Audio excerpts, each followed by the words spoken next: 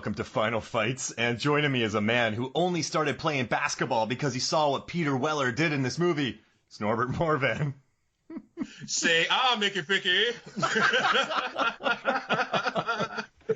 So you recommended this for the Final Fights, and I've watched this movie before. I wrote an article for Rotten Tomatoes about how much, like, is it better to show creatures on screen more or less? So I clocked about 50 movies worth of monsters. And that led me to watch Leviathan for the first time ever a few years ago.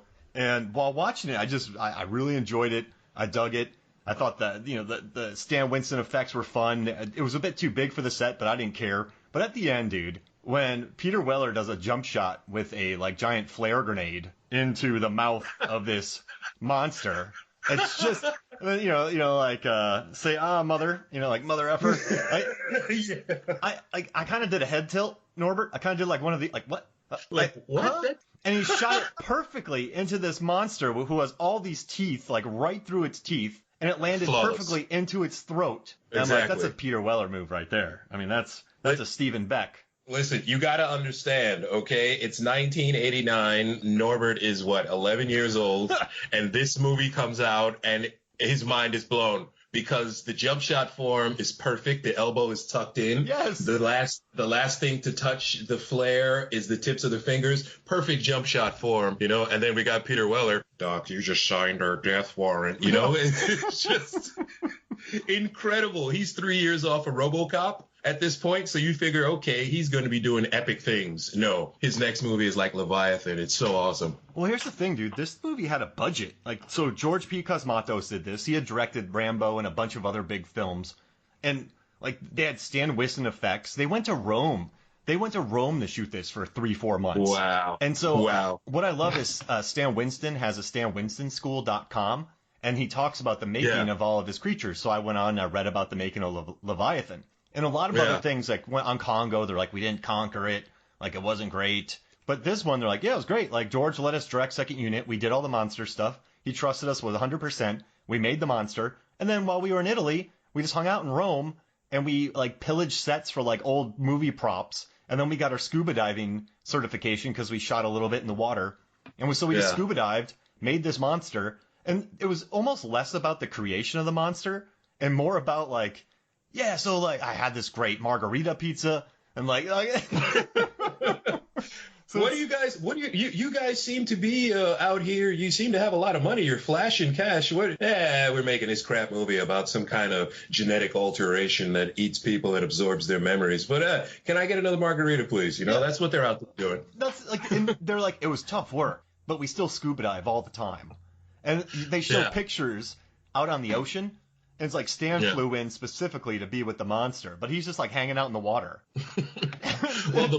What you mentioned earlier about how they don't show the monster a lot, it's to their credit because even though Stan Winston designed this thing, it gets kind of janky if you see it in its full light. It's a little weird. It definitely looks like a Godzilla costume. It's just rubbery, but the teeth are cool and the eyes are awesome. And it doesn't really kill people as much as it just launches tentacles at you in a real Japanese hentai film kind of way. It's weird. It does not move much. And I noticed that the flamethrowers in this movie are very light flamethrowers in this film. Ernie Hudson just carries one in each hand like a boss. He's just incredibly strong and he's jacked in this movie. So he's just lifting up, and he gets to play the classic movie black guy who gets to spout those awesome lines, but he's not really that guy. And so he just does his thing.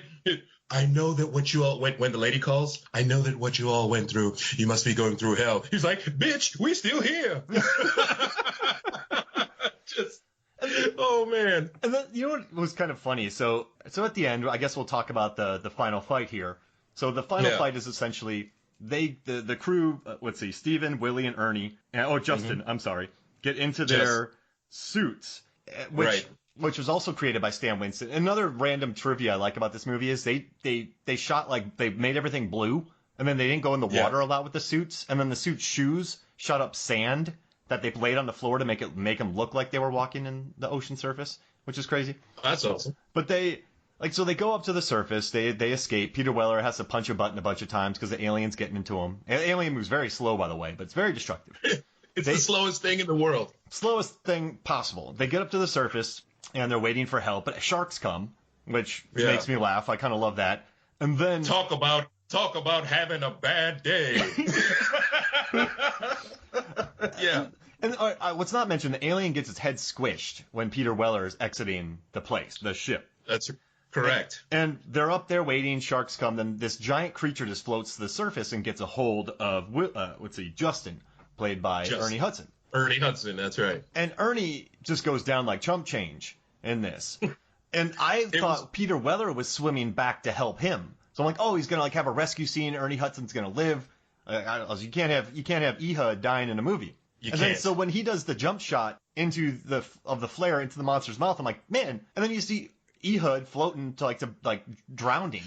I'm like, what? He drowned him. Yeah. Why is in 30 seconds Ehud gets drowned and Peter Weller jump shots this creature's mouth, and that's the final fight. Well, you see, actually, the final fight starts a little bit before that. I gotta push back on you here. What happened? Okay, the final fight actually begins when they realize that the creature likes to devour blood. That's how it feeds. It feeds on blood. So they make this ridiculous trap to catch it by Peter Weller. Oh, I'm pretending that I'm dying over here, and I've used my actual blood plasma all over the ground to make a trail. And then, oh no, the creature realizes, aha, I'm going to eat that woman. What's her name? Amanda Pays? Yep. Willie, right? Mm-hmm. Yeah, Willie. Amanda Payne, yep. Yeah, okay, so... She ruins the plan by jogging because for some reason she is going to be an astronaut after this is over. So her exercise is interrupted and she realizes, oh my God, there's a deadly creature. And the creature comes after her very slowly, but doesn't use its tentacles this time. And then absorbing the mind power of Hector Elizondo, aka Cobb, it damages the air, which causes decompression, 5 minutes. And the best part is that decompression goes from 5 minutes to 1 minute. And then just before they jump into the suit, decompression goes to 3 minutes, countdown again. It was so great. And then I like when they finally grab Willie, she goes, ah! And they're like, shh. Yes. I'm like, that monster knows where you're at, guys. That thing's on its way. The screaming in this movie. The screaming in the movie is so weird because her scream, most people when a monster comes, they're like, ah, or ah. She goes, oh. Oh, hey. And Peter Weller, his scream is always, ah. like he's recording dialogue for a video game character, Okay, Peter. So what we're gonna do now? We're gonna simulate the character being punched. Okay, sure. Am I being punched in the stomach or? Maybe I'm being punched in the throat. Peter, just go with it. Okay, here it is. Oh! It's so bizarre, man. Oh! These are the things that stick with me when I watch this movie, man. And then, I love how sweaty Hector Elizondo is in this movie before his demise. And man. Richard Crenna going full Richard Crenna in it. Totally. You doomed us, Doc. Right. Because he lets go of all the pods. Yes, because, one of the many sci-fi tropes is that the smartest one among us realizes that humanity cannot be exposed to this whatsoever, so we should sacrifice ourselves. Yeah, totally.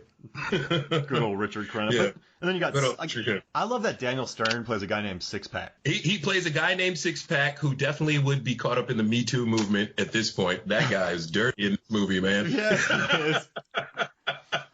I really don't miss those characters, Norbert. Those guys that are just there to make those horrible comments. And just push up on women and grind them and slap their butt just out of the blue. Yeah. And I can't believe, so David Webb Peoples and Jeb Stewart, the guys responsible for writing Blade Runner and Die Hard, did this script. Exactly. Well, to their credit, they make this guy such a scumbag that when he actually does kick the bucket, you're like, awesome. Yeah. It's so good that this man is dead. And chills moment in this movie, actually, after he's dead. We know he's dead, and then Ehud comes into the room. Hey, Sixpack, you really left us hanging, and the bag starts moving. I was like, oh my God! When I was a kid, I was like, oh snap, that's great. I mean, listen, this is a fun, unpretentious creature feature. Would you say? Absolutely, yeah. The movie knows we're ripping off aliens, every other slimy creature. Yeah, the Thing, they just wrote down, instead of a script, they had a piece of paper with a checklist. Okay, what did Alien do? Okay, slimy creature, check. Hangs out in the dark, check. Chest burster, check. Evil company that doesn't care if we die, check. Okay, let's get this movie going, Yeah, they're all declared dead by the company. Yeah. Oh, man. That's right. Now, that's right. I guess we're kind of leading into the final fight, so I guess where I'm at right now is Willie and Justin Ehud are going up, and it's just Peter Weller hanging in. But Peter Weller grabs the fakest axe that I've ever seen in my life. That's right. That axe was made out of like tinfoil. Not even tinfoil, like just pure plastic. Well, you figure that they had to spend only a little bit of money on the axe because the device that he's using to fix the ship is shaped like a gun kind of attached to a screwdriver. So that's where all the budget went. That and the clearly 7,000-pound flamethrowers, Yeah. Man.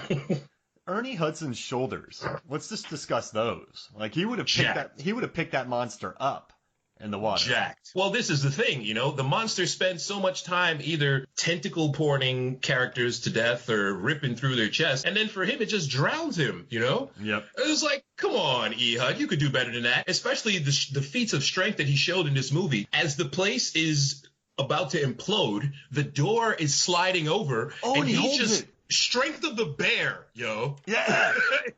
It's just strength of the bear. So he's clearly not a weakling. He's jacked.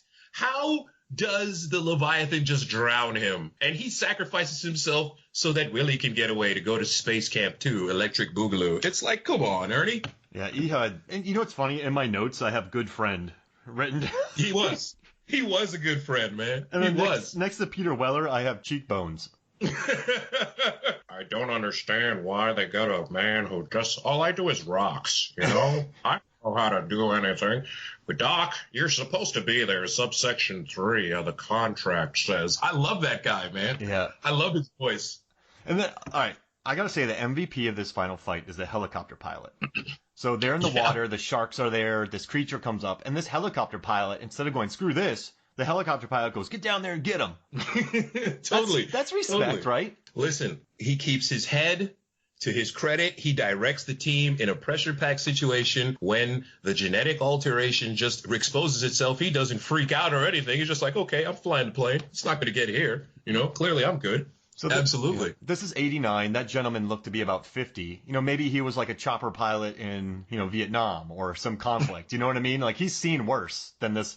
So I looked up the name. This is like Homo aquaticus is what the name is. So he's like, I saw 3 of those. It was like, this ain't worse than anything we saw flying over the rice paddies in Da Nang. Yeah, exactly. The apocalypse now that's based on me. Exactly. While he's sitting there looking at the monsters trying to drown Ernie Hudson and Willie's on the plane, and the only thing in his head is doom doom doom doom doom doom doom. Da Nang, we're back. It's happening again. You been out to bada, boo boo bee. He's having an acid flashback. It reminds me of the time Billy was face down in the mud and the blood. All I had to do was keep my hand on a stick. Yeah, things were going dark. I promise I'd never ever lose anybody ever again. In the night. Oh man, I'm sorry. Is he not the MVP, right? He keeps his head. Ernie Hudson can only hold his breath for 15 seconds. All of that weight training, the cardio was for naught. Yeah. Oh, wow. Yeah, I mean, he doesn't do much cardio, just lifting. So he has more like show muscles. He doesn't have like wiry muscles. Like the guy from The Replacement. Exactly. Had he been on the Mark Hoffmeyer, you too can be incredibly sexy and have cardio plan, he would still be here, Yep. He could have used that same strength to hold the incredibly heavy door open. He could have used that to kind of punch the thing in the face, like the brother from Friday the 13th Part 8, Jason Goes to Hell, where he just wants to throw hands with Jason. Why didn't he do that to the Leviathan, Oh, yeah. Dude, also, Jason Goes to Hell. That guy with the Letterman jacket who spears Jason through a glass window and then battles him through a playground. That dude's a badass, man. He's a monster, man. That is an underrated movie, even though it just completely rips off The Hidden. So we should talk. So we've covered that movie on the podcast, Movies from the Flicks, but we should talk about that final fight because that spear, dude. Yeah, definitely, man. So with this final fight, though, hey, you got us Peter back Weller, on target. Good job. No, like, wow. Years of radio training. Thank you. All right, Mark, I'm going to get you back in this lane. Peter, to the credit of the screenwriters, man, they definitely foreshadow that something's going to go wrong with that platform in the beginning, you know, and it definitely happens. But he shows himself to be incredibly lithe and flexible, you know, and that cheap axe, bang, he manages to hit the right place so he can slide perfectly into the suit. It was awesome. Yeah, that was a slick move. And the best punches in this final fight is when he punches that button about 6 times. Oh, come on! Yeah, come on! I have that in my notes. Oh! Oh! You know, he gets his creepy scream going. He just starts whapping that. He just starts whack-a-moling that button. Like, I felt bad for that button. I'm like, if that was the creature would be dead. There is that. And then it's another thing. All of these people are down there. How the hell does nobody just fix this thing, man? Not to say that's a plot hole or anything, but clearly that had to be the easiest thing to fix out of all the broken stuff on the tri-oceanic oil drilling platform. Like, for Christ's sake, you know, he's got his screwdriver gun thing. You know, it doesn't even make sparks. He's just jamming it into this box. Nothing happens. What the hell's going on? And eventually, you know, he just does the great old movie classic. If we can't fix it, just hit it real hard and it'll start working. He just jumps up and down and it starts to move. It was great. And I guess the sharks were a great touch, too. Do you think? You know what? That was in my notes. Hoffmeyer will love the sharks. Yep. Absolutely. You put a shark in a movie, I'm happy. And I think it's a comic funny sensibility to throw them in there. It was perfect because the music, the crescendo of the music is there. Everything is wonderful. We're happy. Oh, snap, sharks. What the hell? And then the classic Ernie Hudson, talk about having a bad day. Loved it. And then a monster floats up and does not move. Well, this is the one thing about the final fight. I like its noise, though. The noise is awesome. That's true. Is that close? That's a really good impression. Okay. Ready? Yeah. Now, take that energy. You're the Leviathan. You went to Starbucks. You paid $8 for a cafe mocha latte, but there's no milk. Go. Excellent. Excellent. Yeah. But you know, the great irony is, right? They spend 90 minutes of this movie telling us Homo aquaticus. It's so that a man can regenerate and grow fish parts and do everything and stay underwater. And you look at this thing, there's no way in hell that thing can swim. None. There's no way. No. There's that thing has zero buoyancy, doesn't even have a fin, for Christ's sake. It's just arms and the head of DeJesus. Kill me, please. Like, how does that thing swim at all? Very slowly. So, very slowly, you know, it's just flagellating. There's another big word for you. Yeah. Flagellating through the sea, and eventually it gets there. And to its credit, it swims what has to be, 6 miles from the floor to the surface in like 15 seconds. So, Homo aquaticus for the win. After a head squish. Well, here's the thing. There were 2. Oh, yeah, you're right. It does have 2. There were 2. And honestly, I feel like there were 3 because they ejected the six-pack and Bowman conglomeration. Oh, yeah. So I've always felt like there were 3 of these things floating around, but what does it matter? Just send Weller around and do jump shots. Say, Mickey Ficky. I get that from the TV edit of Do the Right Thing, where Radio Raheem is supposed to buy batteries from the Korean shop. He's like, D, Mickey Ficky, D, 20D, Mickey Ficky. So that's how you get around Mother Effer. All right, so I know we're doing final fights, but one of my students, I teach film, one of my students did a final presentation on the production design of Do the Right Thing, and I've never been happier in my life because they just nailed it and like broke down all the intricacies of the set. I've never been happier as a teacher. It's brilliant. Yeah. It's brilliant, man. That's what Brooklyn looks like to this day. Make everyone sweaty. He painted the walls like red and different colors to make it seem hotter. Like the angles that he uses in different shots. Brilliant. What would happen if he directed Leviathan, Spike Lee? Well, if Spike Lee directed Leviathan, first of all, Ernie Hudson would have lived to the end. Yeah. Second of all, that basketball jump shot would have been with an actual basketball that had a bomb in it. Oh. And Peter Weller would have been like, do the right thing. Man, I'm doing the right thing. Man. Are you doing the right thing, man? 25th hour. Yeah, exactly. Because when they're freaking out, and Ernie Hudson, he's trying to fix the oxygen thing. Come on, man. This is your home, man. You know this place. Come on, man. He's trying to talk up Ernie Hudson. And he never calls anybody man at any other time in the movie except there when he's trying to encourage the black guy. Come on, man. You know this is your home, man. Come on, man. It's great. It's great. Dude, I think this is a good one. I think we got it, man. I think we nailed this final fight. I thank you for letting me talk about what is one of my favorite movies of all time. And we're going to be doing a comparison against this versus The Deep coming up in a while. So pay attention for that, right? Cannot wait. All right, cool. So for me, Mark Hoffmeyer, for Norbert Moorman, this is movies. Wait, this is Final Fights. We'll see you next week. Oh! Wait, no, that wasn't good. I gotta send you guys out on a good one. No, I lost it. Remember, wait, I can't do it. Nope. The coffee. Motivation is the coffee. Find it. Find it again. I lost it. Perfect. I'm a director. That was better, and yet it's still not what I was looking for. Yeah, no, I lost it. No, all right, guys. We'll see you next week. I've lost it. It's gone. I'll see y'all later.